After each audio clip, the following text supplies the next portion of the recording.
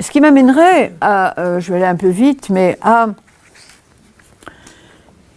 nous interroger, si vous voulez, justement, ce reproche que faisaient les premiers chrétiens aux gnostiques. Dans quelle mesure était-il fondé? Dans quelle mesure est-ce que, justement, les gnostiques n'ont jamais revendiqué d'être des fondateurs de tradition? Jamais. L'idée de constituer une tradition ne les a pas effleurés. Et ça, c'est une question que j'ai développée dans Jung et la gnose, mais qui est effectivement très préoccupante. Comment se fait-il qu'ils n'ont pas cédé à cette envie, cette tentation, ce besoin peut-être, et qu'ils sont restés ce qu'ils étaient, c'est-à-dire des mouvements isolés, etc. Alors, il y a plusieurs raisons à ça. On peut dire que, compte tenu de la nature même de leur enseignement, qui est un mépris souverain du monde considéré comme un cachot, un cloaque, etc., on conçoit qu'il n'ait pas eu l'envie de constituer une lignée traditionnelle qui s'y serait installée confortablement en tant qu'institution. On ne crée pas des institutions quand on est persuadé que le monde est pourri. Moi, je crois que c'est l'argument. Bon, on cherche la porte de sortie. C'est ce qu'ils ont fait, d'ailleurs. On cherche la porte de sortie. Hein. On se dit, comment prendre la tangente? Comment s'échapper? Bon. Donc, c'est logique.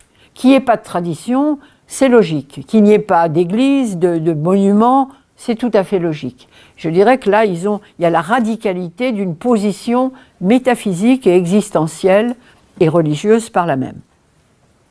Qui n'est d'ailleurs pas propre seulement aux gnostiques, on en trouverait d'autres exemples.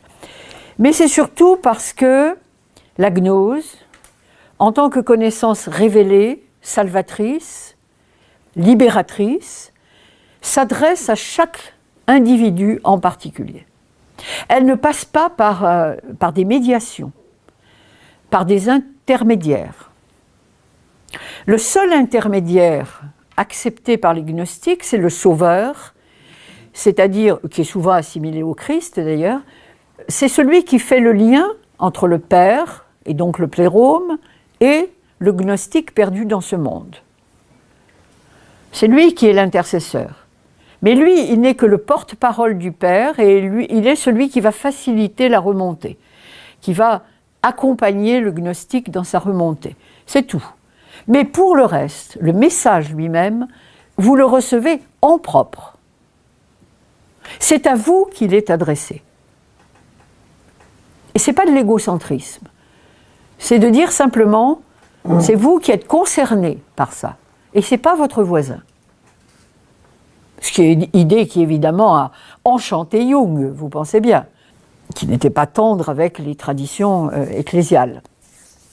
Je relève, par exemple, dans l'Évangile de vérité, ce passage, « À chacun, le lieu d'où il vient, il le lui révélera, et dans le lot, au moyen duquel il a obtenu son établissement, chacun s'empressera de retourner de nouveau. C'est qu'il provient du lieu même où il a été établi, goûtant de ce lieu-là y recevant nourriture et croissance. Son propre lieu de repos est ce qui lui donne sa plénitude. » Donc c'est un message qui s'adresse en propre à chaque aspirant, disons, à la gnose, et ce message va lui permettre, s'il le reçoit vraiment, va lui permettre de retrouver le chemin du retour vers ce lieu qui est synonyme pour lui à la fois d'identité véritable et de plénitude. Je résume très sommairement, disons, très rapidement ce message.